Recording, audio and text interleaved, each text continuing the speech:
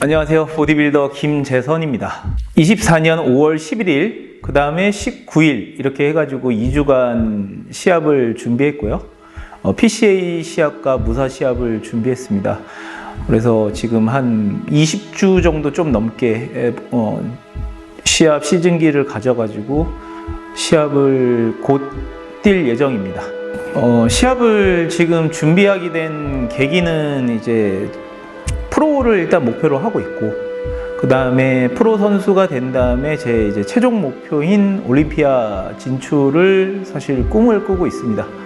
그래서 그 시합에 대해서 좀 예전에는 이제 크게 생각이 없었다가 몸이 좀 아프면서 제가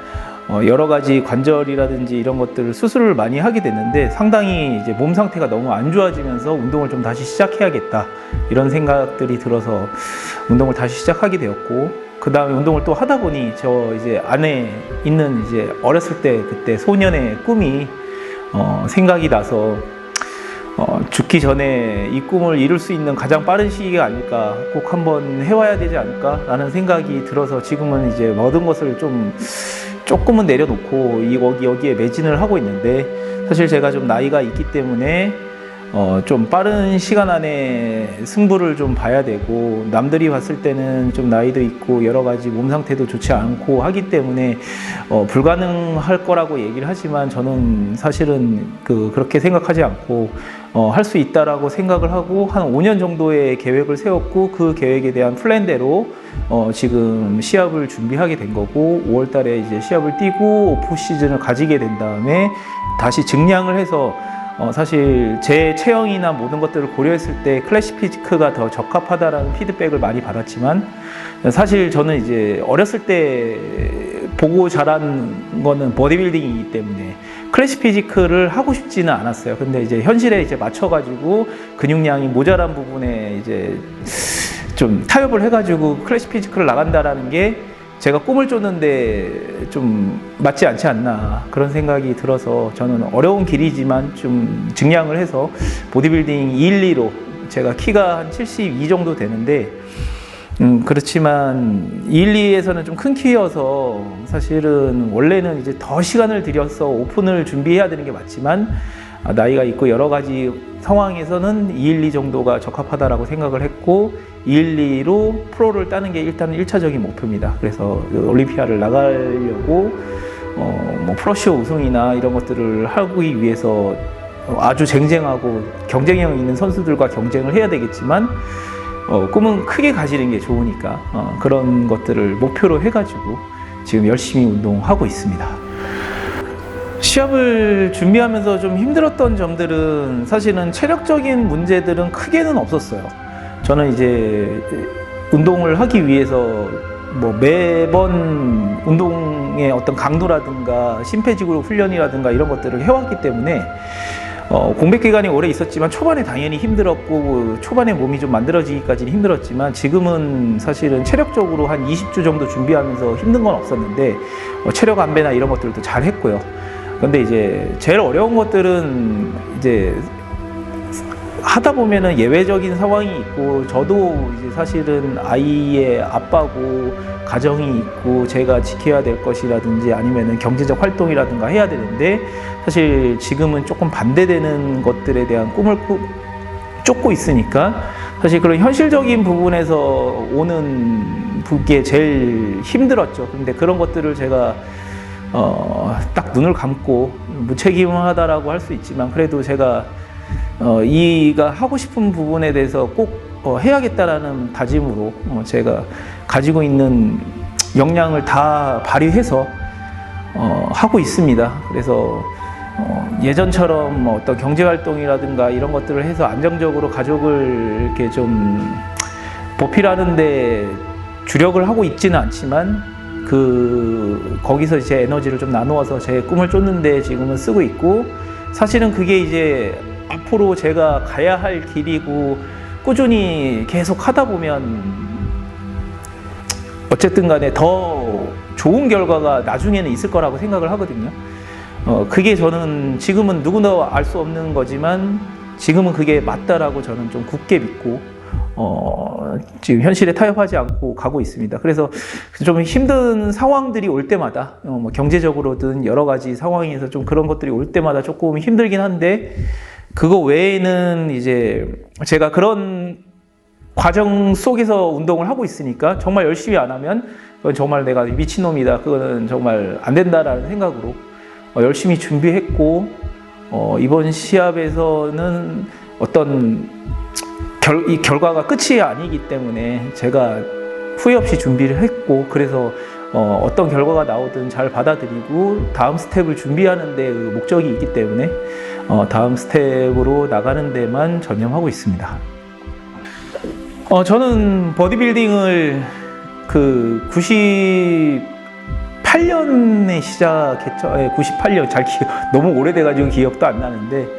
98년에 이제 헬스장을 동네 형들 따라가서 보디빌딩을 접하게 되고 하게 되었는데, 그때 이제 헬스장에 이제 이렇게 기구들이랑 벽지에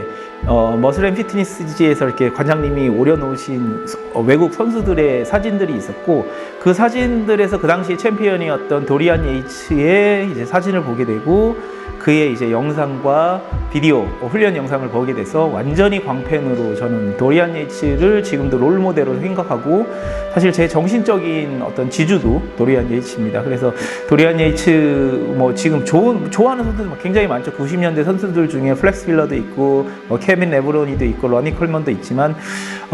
그 중에서도 가장 이제 최애 선수는 도리안 예이츠고, 그 도리안 예이츠가 딱 운동에만 전념하고 어떤 자기의 샌도 트로피의 방어를 위해서 정말 그 그림자처럼